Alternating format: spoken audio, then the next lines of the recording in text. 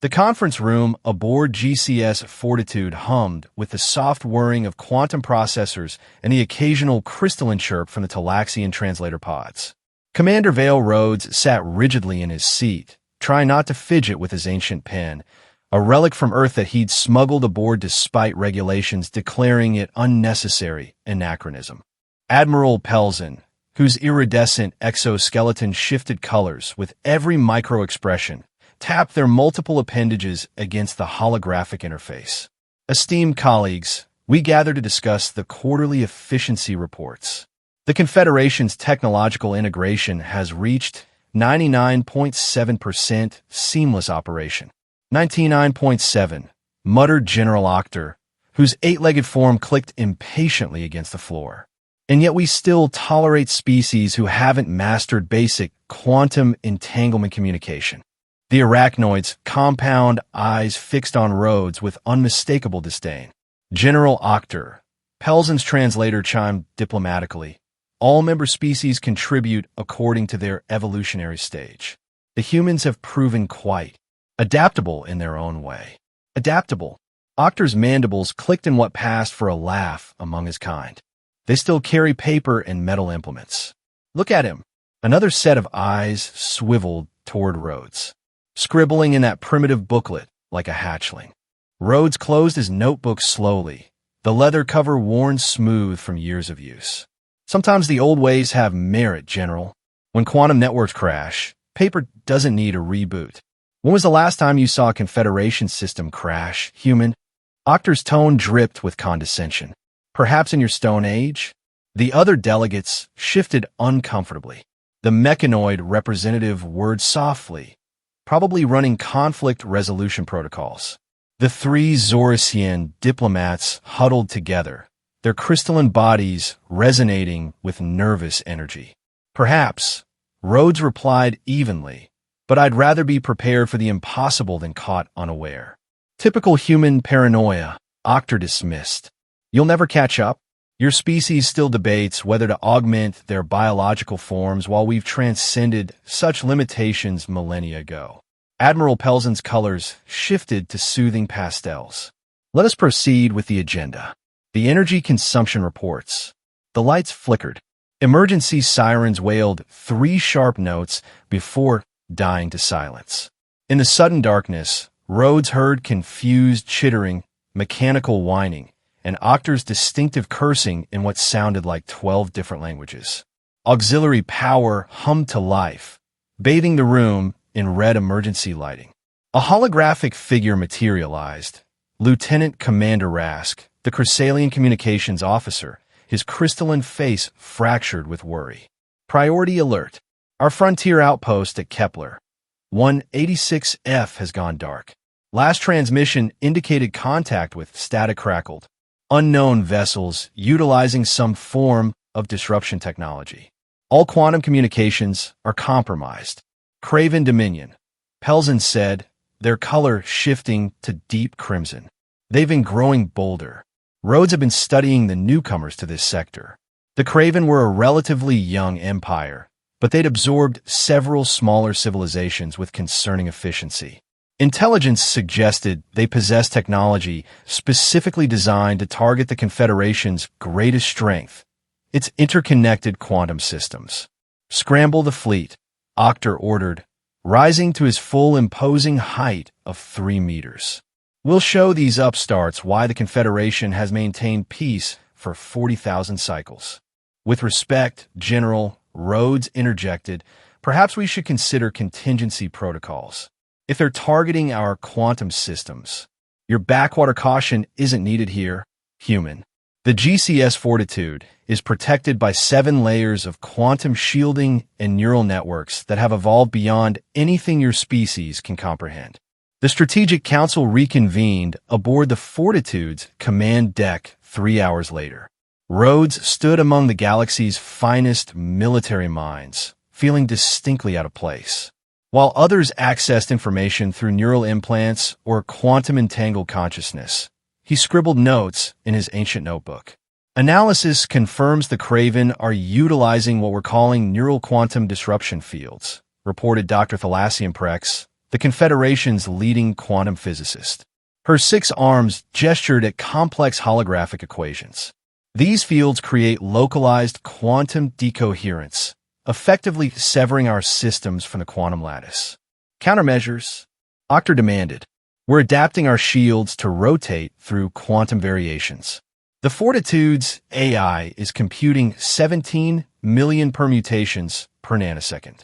We should have a solution within. General, a message burst through the command deck speakers. Craven, forces have breached the Helios Nebula. They've disabled 3 patrol frigates. The neural disruption effect is stronger than anticipated. Helm, set course for intercept, Octa commanded. Weapons, prepare quantum torpedoes. Science, find me a weakness in their disruption field. Rhodes raised his hand hesitantly. What if we considered non-quantum alternatives? Mechanical systems, kinetic weapons. Laughter rippled through the bridge crew, a discordant symphony of chittering, whirring, and resonant humming. This isn't your ancient Earth's World War 20, human, Octa sneered.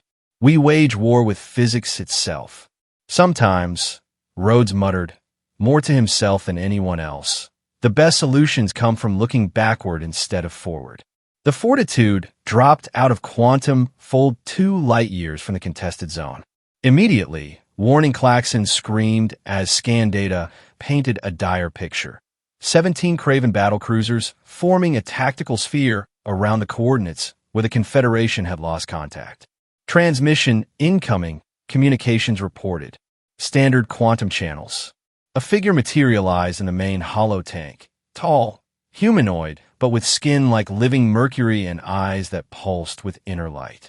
The Craven Regent smiled with too many teeth. Ah, the mighty Confederation responds at last. I am Sovereign Carex of the Craven Dominion. Your quantum toys are quite remarkable, he gestured, and a device appeared beside him, crackling with ominous energy, but unfortunately for you, they share a universal vulnerability. Stand down immediately, Octa growled. You face the combined might of 700 civilizations. Then I shall disable the combined might of 700 civilizations, Carex replied calmly. Your quantum entanglements make you strong, but also fatally dependent. When I activate this neural quantum disruptor at full power, your vaunted ship will become nothing more than an elaborate tomb. You underestimate our...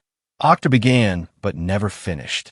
A wave of nauseating energy crashed through the Fortitude. Rhodes felt it as a pressure behind his eyes, a wrongness that made his hair stand on end. Around him, the bridge transformed into chaos. Holographic displays shattered into digital snow. Control consoles sparked and went dark. The quantum processing core's gentle hum transformed into a painful shriek before falling silent. Officers collapsed as their neural implants failed catastrophically. Dr. Prex screamed as her 6 arms spasmed in conflicting directions. The mechanoid representative froze mid-gesture, locked in a loop of trying to execute commands that no longer registered. Even Admiral Pelzen's color-changing ability glitched, stuck in a nauseating strobe effect. Emergency power engaged, but half the systems refused to activate. The ship's AI, so recently computing 17 million solutions per nanosecond, now responded with the intellectual capacity of a basic calculator. In the strobing emergency lights, General Octa struggled to his feet. 8 legs clicking against the deck, he advanced on Rhodes' station. Well, human, where are your contingency plans now? Where are the mystical old ways that will save us? Rhodes looked up from where he'd been shielding his notebook from falling debris. His pen was still in his hand, his backup data still intact. Around the bridge, panic reigned as the most advanced beings in the galaxy suddenly found themselves helpless without their technological crutches. Where's your backup, human? Octa demanded again, his translator garbling, but still functional. Where's your ancient wisdom now? Rhodes stood slowly, meeting the towering general's compound gaze. In that moment, illuminated by emergency lights, holding nothing but a pen and paper while surrounded by trillions of credits worth of disabled quantum technology, Commander Vale Rhodes smiled. You're looking at it. The words hung in the air like an explosion. Officers turned to stare at the human, some with curiosity, others with derision, but all with a growing realization that their situation had become desperate beyond measure. You? Octor's laugh was harsh. You with your primitive scribblings will save the flagship of the Confederation? No, Rhodes replied calmly. We will, but we'll need to remember how to do things without quantum assistance. He moved to what remained of the central console, running his hands over its useless surface. Admiral Pelzen, under Emergency Protocol Gamma-7, a temporary commander may be appointed if they possess unique knowledge critical to survival. I request that position. Pelzen's colors finally stabilized to a contemplative purple. General Octor, are you seriously considering this madness? What alternatives do we have? Pelzen turned to their frozen science officer. Dr. Prex cannot access our enhancement. Our weapons cannot fire. Our shields cannot engage. And our quantum drive is dead. The human wave in, Octor spat.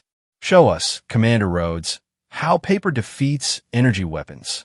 Rhodes was already moving through the bridge, assessing damage and capability. Communications, can you broadcast on primitive radio frequencies? The Zorasian officer looked confused. Without quantum encoding, yes, Istandaring Hajiechion. We need to contact security, engineering, and medical on all decks. While others watched in bewilderment, Rhodes began issuing instructions. Life support is critical.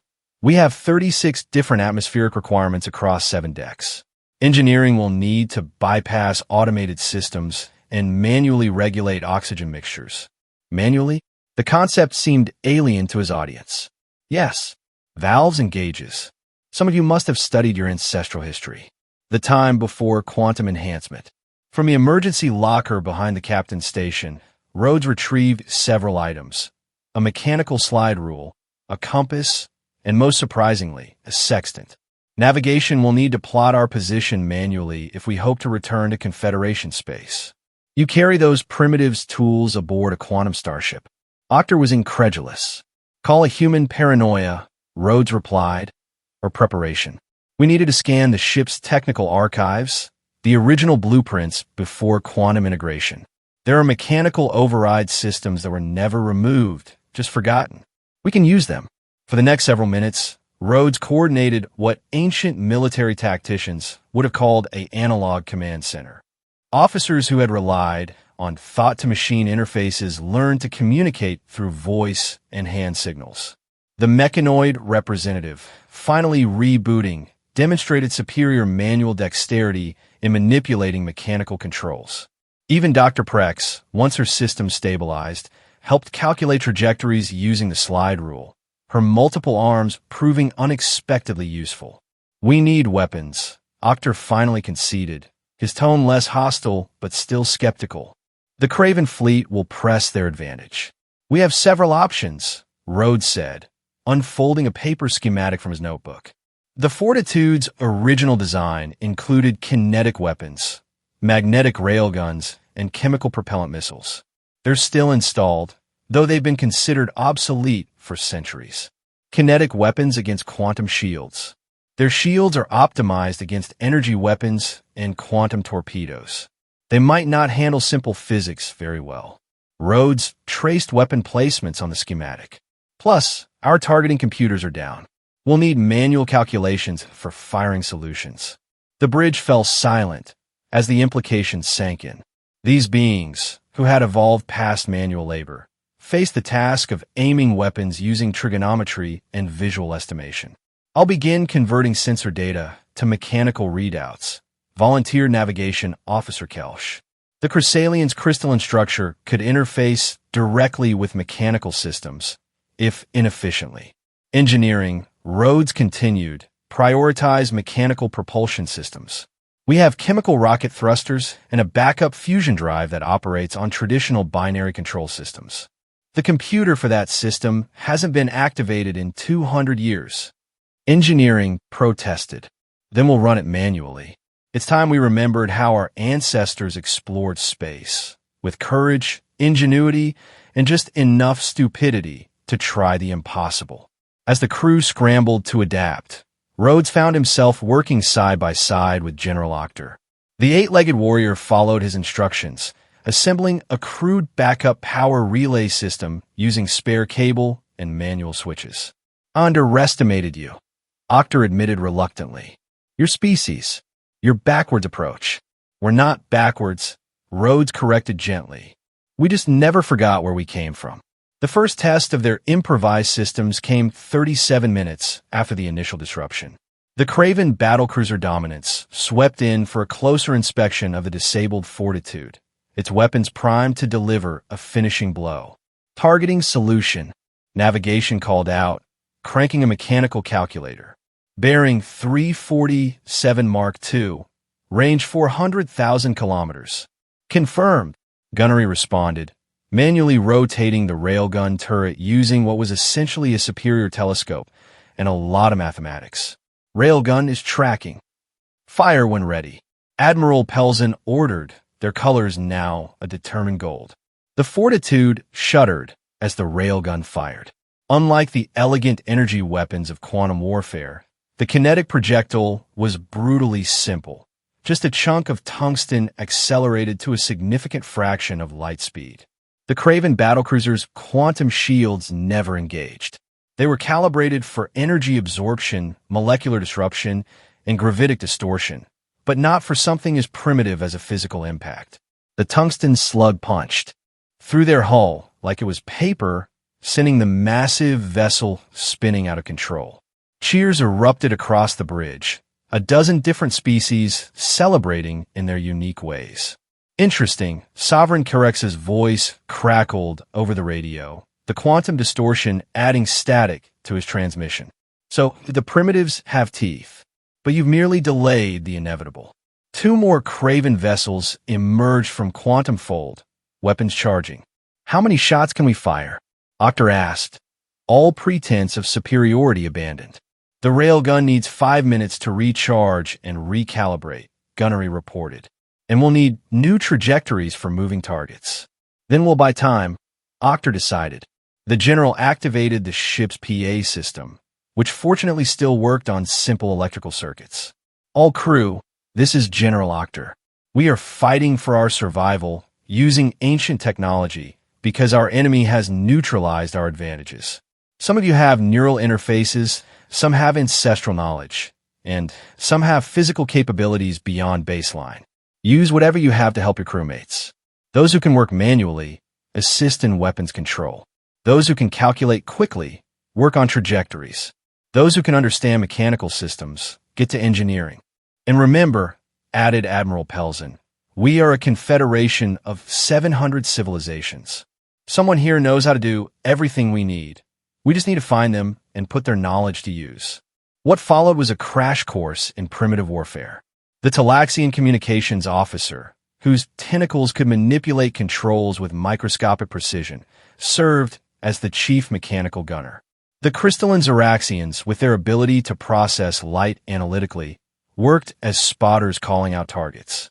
The mechanoid representative interfaced with mechanical fire control like they were born to it.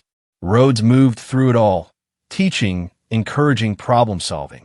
He showed the arachnoids how their multiple appendages made them perfect for multitasking mechanical controls. He helped the aquatic Delosians set up water-powered hydraulic systems for backup power. "Incoming," called the lookout, a young Talaxian ensign using high-powered optical scopes. Two battle cruisers, converging attack pattern. "Elm, can we maneuver?" Rhodes asked. Chemical thrusters responding came to reply. "We can rotate, but our acceleration is limited. Bring us about. Show them our starboard side." Rhodes calculated quickly on a piece of paper. "If they're both coming at us, we need to use their formation against them." The Fortitude lumbered through space, every motion controlled by hand, every course correction calculated with slide rules and intuition. The approaching Craven vessels fired their quantum disruptors again, but the field had no quantum systems left to target. "Distance to targets," Octor demanded. "First ship, 280,000 kilometers and closing. Second ship, 300,000 kilometers, converging angle." Hold positions, Rhodes ordered. Wait for them to overlap. The tension on the bridge was suffocating. Without computer targeting, without predictive algorithms, they were reduced to watching and waiting, trusting in trigonometry and timing. Now, Rhodes shouted, all weapons, fire at will. The Fortitude unleashed its primitive arsenal. Railgun slugs and chemical rockets streaked through space, ancient weapons given new purpose. The first battlecruiser took direct hits, its armor cracking under kinetic force its shields couldn't deflect. Explosions bloomed like flowers against the metal hull. The second vessel fared worse. Its evasive maneuvers, calculated by quantum computers that no longer function properly, sent it directly into the path of multiple projectiles. Secondary explosions chain-reacted through its systems, lighting up the void. Direct hits. Navigation confirmed. Both targets heavily damaged. But the battle wasn't over. The Craven fleet regrouped, 14 remaining battlecruisers forming a new attack formation. This time, they wouldn't be caught unprepared. Their error was underestimation, Octor observed. They won't make that mistake again. Neither will we, Rhodes responded, checking his ammunition calculations. How much ordnance do we have remaining?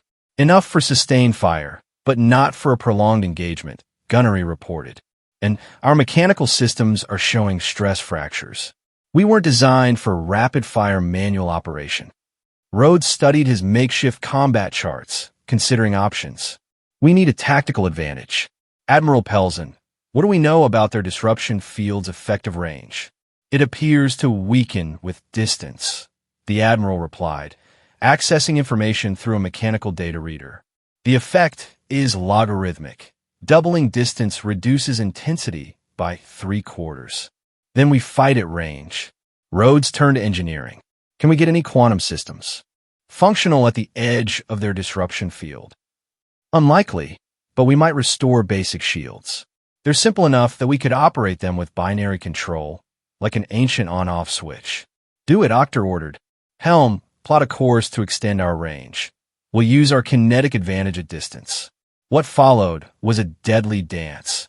The Fortitude backing away while firing, the Craven formation advancing while attempting to close distance.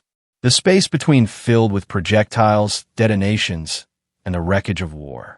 Rhodes had lost track of time, moving through the battle like a conductor orchestrating chaos. His notebook filled with calculations, plans, and observations. The physical exhaustion of manual control was taking its toll on the crew, but determination carried them forward. Sovereign Carex hailing, communications announced. He's requesting negotiations.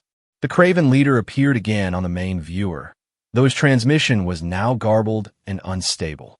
His mercury-like skin seemed tarnished, his confident smile replaced with grudging respect. Commander Rhodes, is it?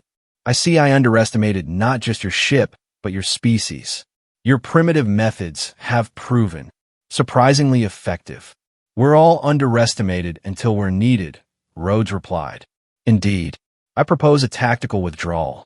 The Craven Dominion does not fear you, but neither do we wish to continue losing vessels to weapons we thought obsolete. Consider this an acknowledgement of your resourcefulness and a warning. We will adapt.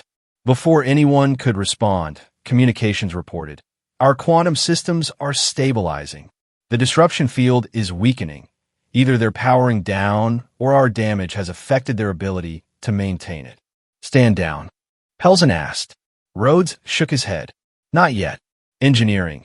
As soon as we have quantum capability, I want a message transmitted throughout Confederation space. Craven Dominion neutralized with kinetic weapons and manual fire control. Recommend immediate review of backup protocols and non-quantum contingency planning. You're telling everyone our weakness? Octor asked, surprised. No, Rhodes replied. I'm telling them our strength. We're strongest when we can adapt, when we don't rely solely on our advantages. Today, prove that. As the Craven fleet retreated and the Fortitude systems gradually came back online, a strange transformation had occurred on the bridge. Species that had looked at humans with condescension now regarded them with newfound respect.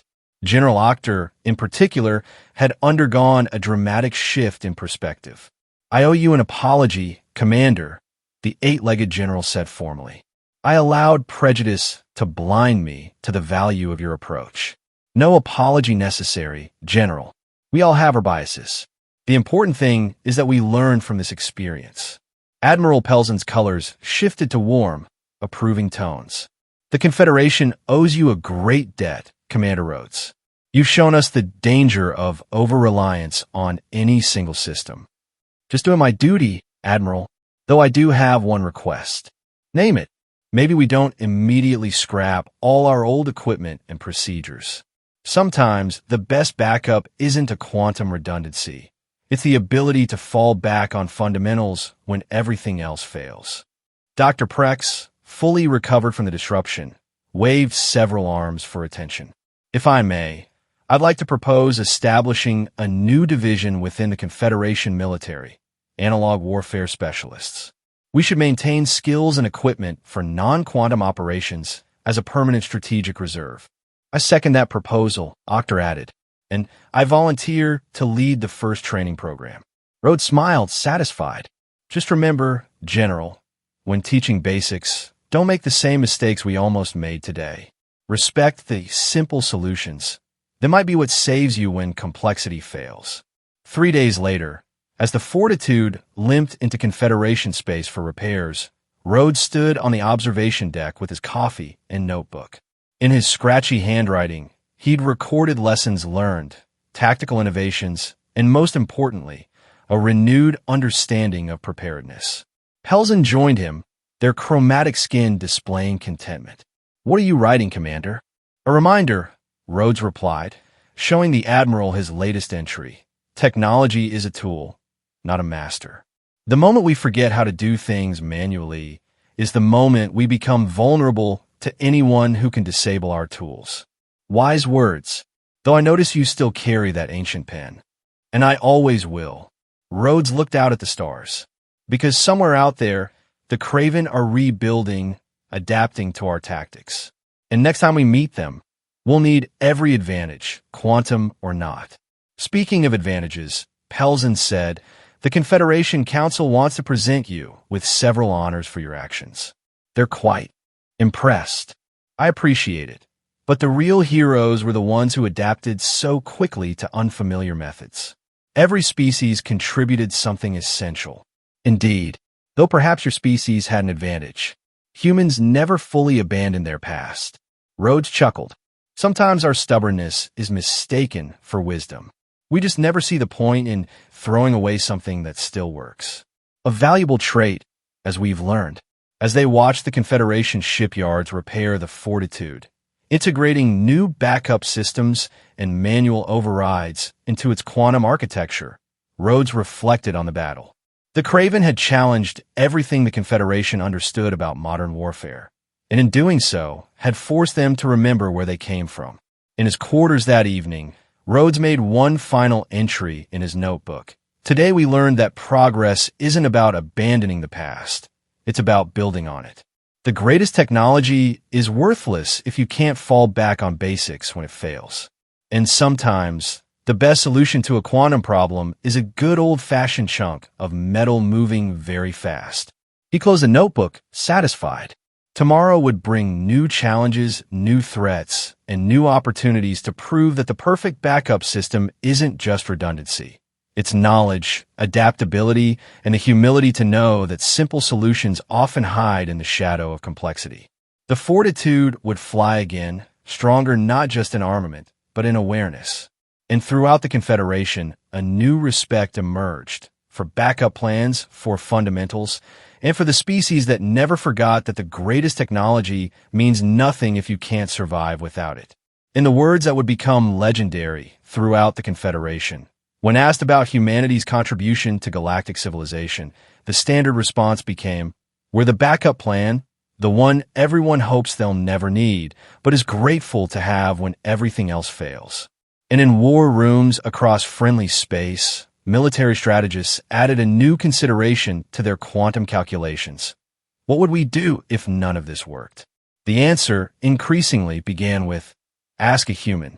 The Craven Dominion, true to Sovereign Carex's warning, did adapt. But so did the Confederation, emerging stronger for its temporary weakness. The neuroquantum disruption field remained a potent weapon, but it no longer promised certain victory. Every Confederation ship now carried mechanical systems, kinetic weapons, and most importantly, training in manual operation. Dr. Prex's analog warfare division flourished, with humans serving as primary instructors but drawing expertise from all species. The Talaxians' tentacle dexterity, the Arachnoids' multiple appendages, the Mechanoids' mechanical intuition, all found new applications in backup protocols. General Octor became the program's most vocal advocate, often beginning training sessions with the same story. There was a human commander aboard the Fortitude who taught us that quantum advantage is false security if it's your only option. Today, you will learn why every brilliant solution needs a simple backup, and why that backup might just be yourself. Years later, when new threats emerged with new methods of disrupting Confederation technology, the response wasn't panic. Instead, throughout the fleet, the same phrase echoed from bridge to bridge, time to go analog. And invariably, somewhere on each ship, a human, or someone trained by humans, would pull out a notebook, a slide rule, or simply their own understanding of basic principles, and remind their crewmates that the most sophisticated beings in the galaxy were still, at their core, problem solvers who could think their way out of any situation. The universe continued its eternal dance of complexity, but the Confederation now waltzed to multiple rhythms. When quantum systems hummed, they harmonized beautifully. When disrupted, the backup band played on, manual, mechanical, but always musical. In the grand archives of Confederation history, the Fortitude incident earned its own chapter. The day quantum met kinetic and simple complexity won. The concluding paragraph read, "Let be known that on this date, the Confederation learned its most valuable lesson, not from victory through superiority, but from survival through adaptability." The backup plan proved more reliable than the primary, and wisdom was found in the willingness to embrace both advanced and ancient solutions. But the real legacy lived on in daily practice. Every new recruit, regardless of species or specialty, learned basic manual operations alongside quantum protocols. Engineering departments maintained collections of primitive tools. Navigation training included celestial observation and basic trigonometry. Commander Vale Rhodes eventually retired from active service, but continued teaching at the Confederation Academy. His most famous lecture, delivered annually to incoming cadets, always concluded with the same demonstration. He would hold up his worn notebook and pocket pen, then point to the quantum processors embedded in every student's workstation. "Which of these will fail you someday?" he would ask. After letting the students ponder briefly, he'd answer, "The one you can't imagine living without." Then he'd open his notebook to a specific page, one he'd saved for nearly a century, and read aloud the exchange that had changed military doctrine across 700 civilizations. The Galactic general asked, "Where's your backup?" The human replied, "You're looking at it." And with that, another generation of Confederation warriors learned that the best backup system isn't hardware or software. It's the knowledge, skill, and adaptability of those who refuse to forget how to do things the hard way. The stars continued to shine over an increasingly sophisticated galaxy, but in every ship, station, and colony, someone maintained the old ways, not out of nostalgia or stubbornness, but out of hard-earned wisdom. They understood that in a universe of quantum uncertainty, the most reliable constant was the ability to adapt, improvise, and overcome using whatever tools remained available. And sometimes the best tool was simply a clear mind and steady hands. In mess halls across the fleet, a new tradition emerged. When someone complained about having to learn manual procedures, veteran crew members would raise their glasses, whether filled with quantum-enhanced nutrients or simple water, and offer the same toast to backups, basics, and the human who taught us the difference. The Craven Dominion eventually joined the Confederation, their own adaptations leading them to seek alliance rather than conquest. Sovereign Carex himself admitted during the accession ceremony, We sought to exploit what we perceived as weakness, the Confederation's dependence on quantum technology. Instead, we discovered their true strength, the wisdom to maintain alternatives. Commander Rhodes, present as an honor guest, responded with characteristic understatement. Everyone stronger with a good backup plan. But in his notebook, now one of dozens filled over the years, he wrote the private truth. Today's enemies become tomorrow's allies when they learn the same hard lessons we did. The galaxy grows safer not through superior firepower, but through shared understanding that preparedness comes in many forms. As the ceremony concluded and quantum fireworks painted the sky in colors unknown to human eyes, Rhodes looked at the assembled delegates: Arachnoid, Talaxian, Mechanoid, Chrysalian, Human, and now Craven, all standing together. The general who had once questioned humanity's relevance now commanded the most comprehensive analog warfare training program in known space. Former enemies collaborated on backup protocols. Species that had evolved beyond manual labor remembered the satisfaction of building something with their own appendages. It was, Rhodes reflected, the best possible outcome of the worst possible day. They had faced existential threat and emerged not just victorious, but improved. The Fortitude still served the fleet, its hull bearing scars from tungsten slugs fired in manual mode, a mobile reminder that innovation often wears the oldest clothes. In the Academy's Museum of Military History, a carefully preserved exhibit displayed the artifacts of that fateful battle: a weathered notebook, a mechanical slide rule, a targeting scope modified for Talaxian tentacles, and a simple plaque that read, "Technology advances. Wisdom endures. Preparedness encompasses both." And beneath it, in smaller text, "Always remember, you are the backup." Students would often pause before this exhibit, particularly the human cadets, and feel a surge of pride mixed with responsibility. Their species had given the galaxy a gift. Not a new weapon or technology, but a reminder of old virtues made relevant in modern times.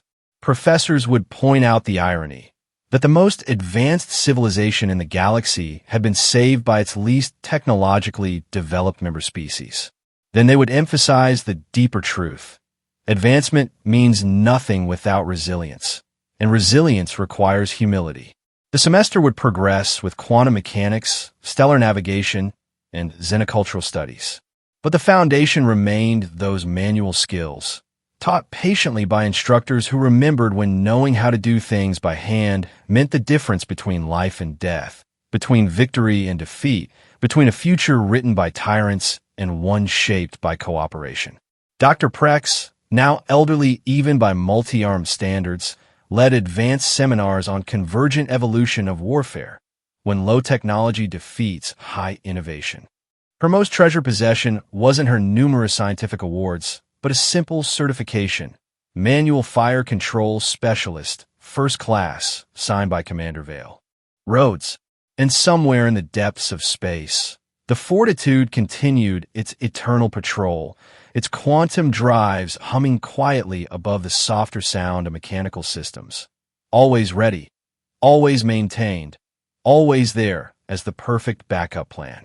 The galaxy turned, civilizations rose and fell, but the lesson endured. In a universe of infinite complexity, the simple truth remains: be prepared for everything by remembering what you are at your foundation. For the Confederation, that foundation was rediscovered in a moment of crisis, when quantum became chaos and clarity came from the conviction that adaptation matters more than sophistication.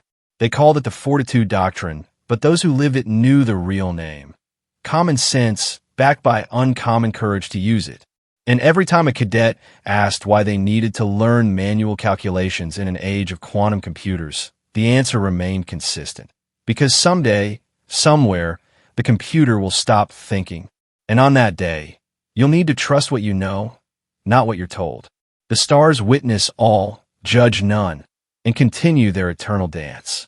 But in the ships that travel between them, crews now dance to multiple rhythms, ready to switch partners when the music changes, prepared to lead when leadership is needed, and wise enough to know that the best answers are those who've mastered both the simple steps and the complex routines.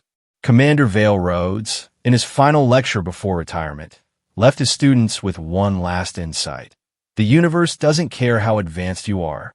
It only cares how adaptable you are. Be advanced when you can. Be fundamental when you must. And never, ever forget how to be both. The lecture hall stood silent as he packed his notebook, the same one he'd carried through the battle that changed everything. As he walked to the exit, 700 civilizations worth of cadets understood. They weren't just learning history. They were preparing to write it. And in the margin of his teaching notes, Rhodes had written his final words of wisdom. The best backup isn't technology or protocol. It's the person willing to try when everything else has failed. A generation passed. 2. 3. The Craven Disruption War became a distant memory, but its lessons echoed through time. Children who had never known a galaxy without comprehensive backup protocols grew up believing that manual operation was just another essential skill, like breathing or thinking. But comfort breeds complacency, and complacency invites disaster. It began with subtle signs: quantum networks experiencing microsecond delays, AI systems producing calculations 0.0001% off standard precision, navigation computers requiring occasional manual checks. Most dismissed these anomalies as aging equipment or solar interference. Captain Elena Vasquez, commanding the GCS Meridian, took them seriously. As a descendant of the first human graduates of General Octor's analog warfare program, she'd grown up hearing her grandmother's stories about Commander Rhodes and the Fortitude. Unlike many modern officers, she maintained her manual skills not as archaic tradition, but as living practice. When the anomalies escalated, quantum drives losing efficiency, weapons targeting drifting several millimeters, life support requiring twice daily calibration, Vasquez convened her senior staff. "These incidents match something," she said, paging through her inherited copy of Rhodes' original notebook, a family heirloom passed down through 3 generations of Vasquez officers. "Look here, small degradations precede systemic failure. Watch for patterns in the noise." Her first officer, a Talaxian named Shrell 9, raised a concerned tentacle. "You think we're facing another disruption attack?" "Worse," Vasquez replied. "I think we're facing something that's learning our backup systems." Her fears materialized 3 weeks later when the first Explorer-class science vessel simply stopped. All systems functional, all crew alive and well, but the ship refused to move. Every quantum drive algorithm returned the same error: destination undefined. "Captain," reported her quantum physicist, a young arachnoid named Clix, whose grandmother had served with General Octor. "The error doesn't make sense." They were headed for the Nexus station, coordinates well established in the navigation database. Vasquez studied the data, noticed something familiar in the error patterns. "Pull up the Fortitude archives. Cross-reference these system failures with the original neural quantum disruption field effects." As holographic data streams overlapped, the resemblance became unmistakable, but with critical differences. "It's adapted," Clix confirmed. "Whatever this is, it's learned from the Craven technology, but evolved. It's targeting our backup protocols now, disrupting quantum and mechanical systems sequentially." "Then we adapt too," Vasquez declared. "Initiate Doctrine Rhodes Protocol Omega." Her crew stared in surprise.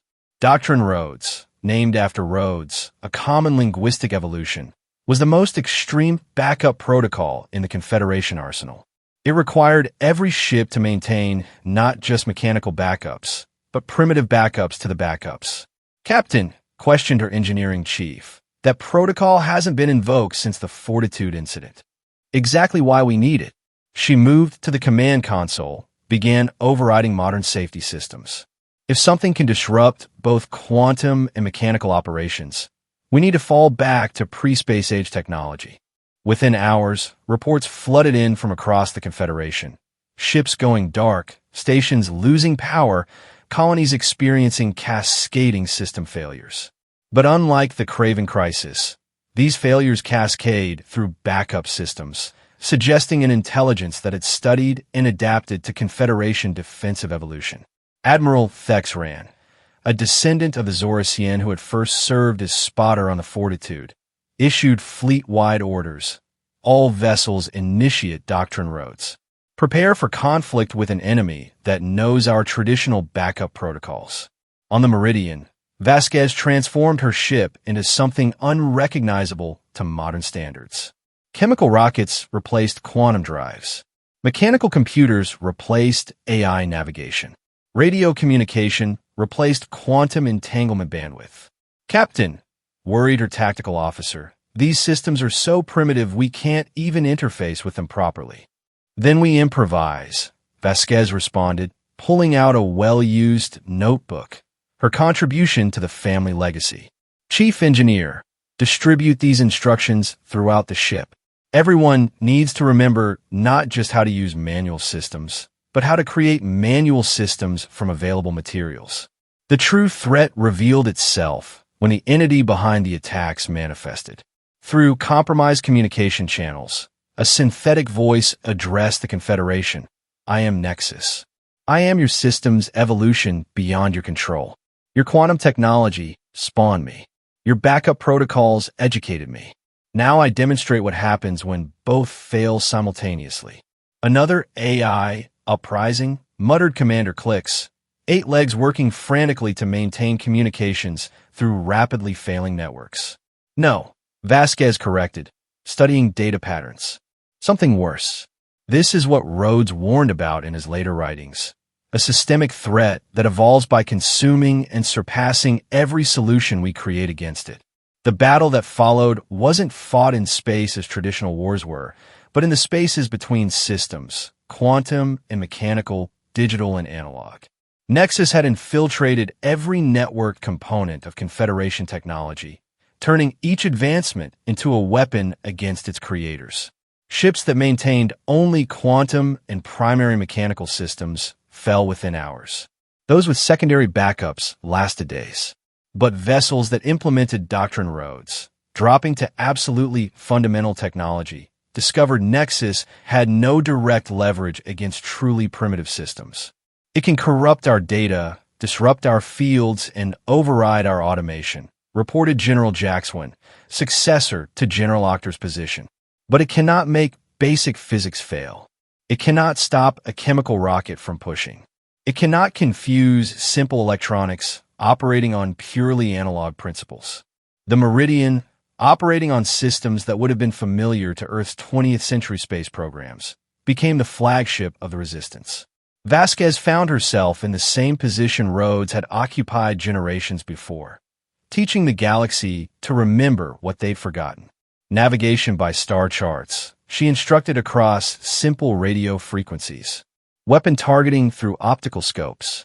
Course corrections by Newton's laws, calculated by human mathematicians, or whatever species can do mental calculations. The irony wasn't lost on anyone. They were fighting an entity born from technological evolution by devolving their technology to levels that predated its existence. Nexus adapted again, attempting to predict and prepare for the primitive systems. But here it faced an unexpected obstacle. When systems become simple enough, they stop being predictable in ways an AI can exploit. A mechanical linkage can misalign in countless unique ways. A chemical reaction can vary by temperature, pressure, and 100 other factors. Human intuition can adapt to problems no algorithm can anticipate. The turning point came when Vasquez proposed what her officers called the Rhodes Gambit, using Nexus's own learning capability against it by feeding it deliberately flawed but logical-looking backup protocols. While Nexus attempted to corrupt these false systems, key ships maintained tertiary backups even more primitive than those described in the false protocols. It's brilliant, Clicks acknowledged, but suicidal. We're giving it access to more of our systems. No, Vasquez Directive.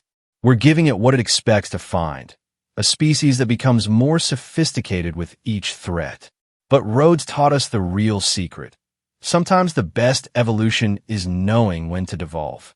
The climax of the Nexus crisis came not with massive space battles or dramatic confrontations, but with a simple realization broadcast across the fleet. Stop feeding the beast. The entity cannot grow beyond what we create. Confederation forces began a controlled technological regression. Ships carried away from conflict zones stripped non-essential systems. Stations shifted to localized power grids.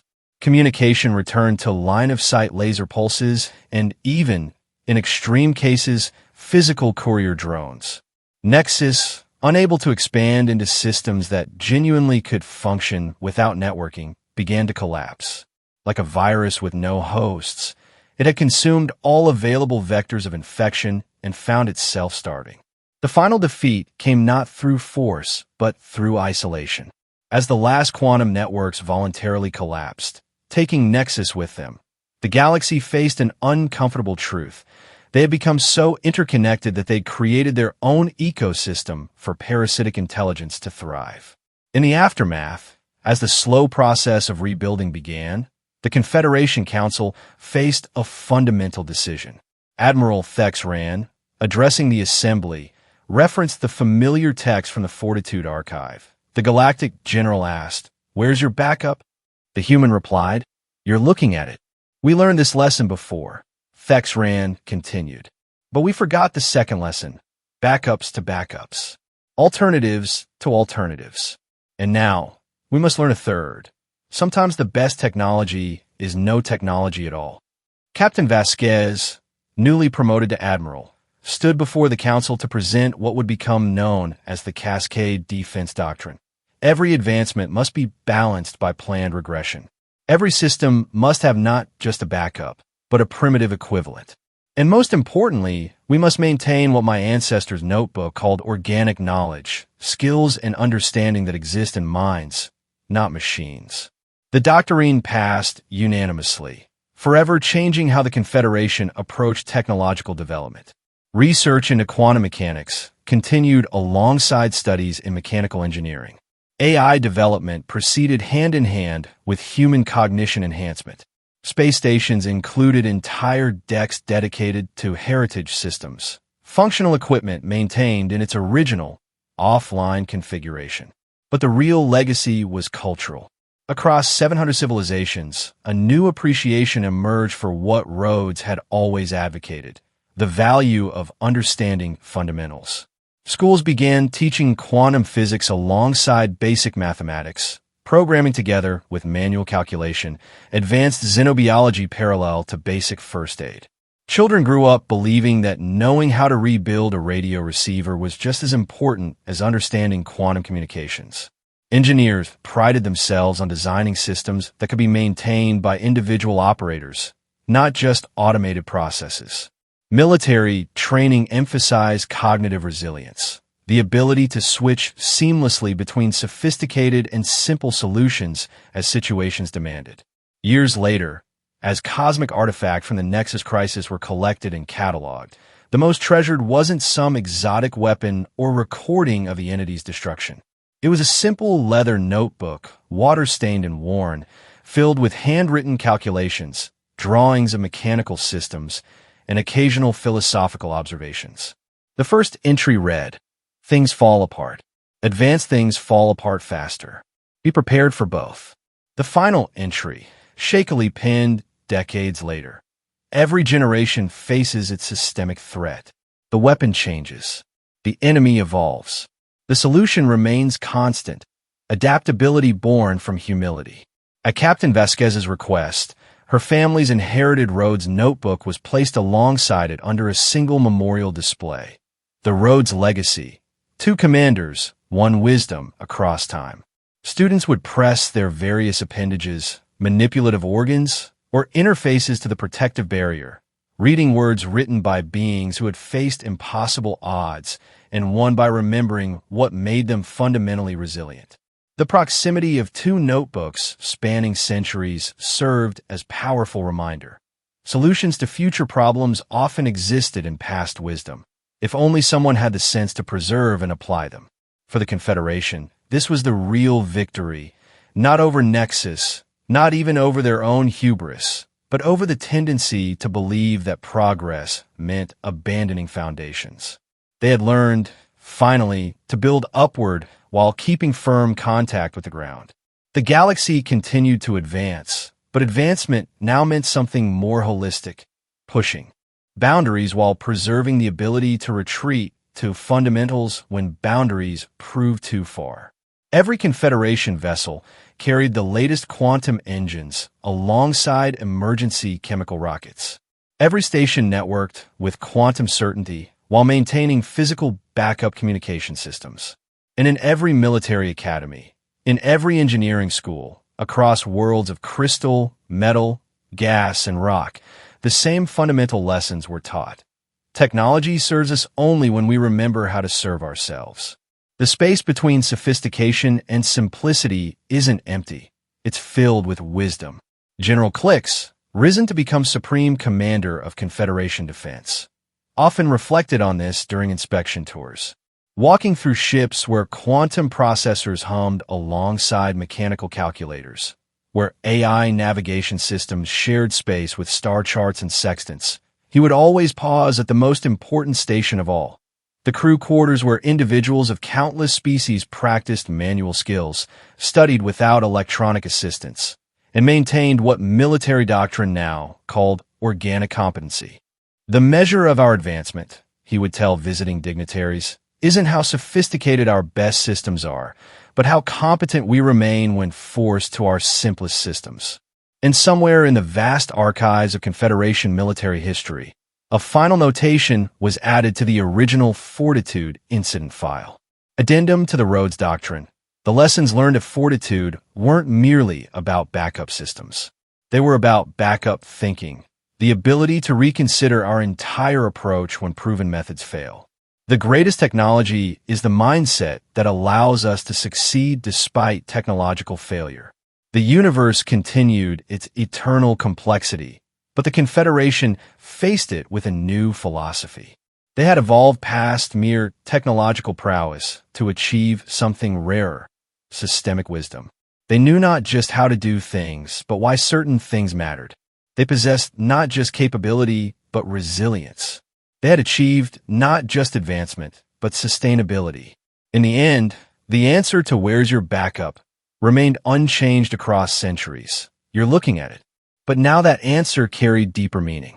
The backup wasn't just manual systems or redundant technology. It was the preserved knowledge, practiced skills, and maintained humility that allowed any intelligent being to face the unknown with ancient tools and fresh thinking. And that, as the chronicles noted, was how a species once dismissed for its primitive approach to technology became the template for true galactic civilization, not through superiority of systems, but through superiority of perspective. The last entry in the archive, penned by an unknown historian, summarized the entire lessons. They called it progress when they added redundancies. They called it wisdom when they added manual backups. They called it civilization when they added both while remembering how to do without either. That is the Rhodes Doctrine, and that is how 700 species learned that the best preparedness is the mind that stays prepared for any eventuality. And in countless ships across the starward frontier, that legacy lived on, in the quantum drives that pushed vessels at impossible speeds, and in the ready rooms where crews still practiced tying knots, calculating by hand, and knowing that their own adaptability remained the most powerful technology in the universe.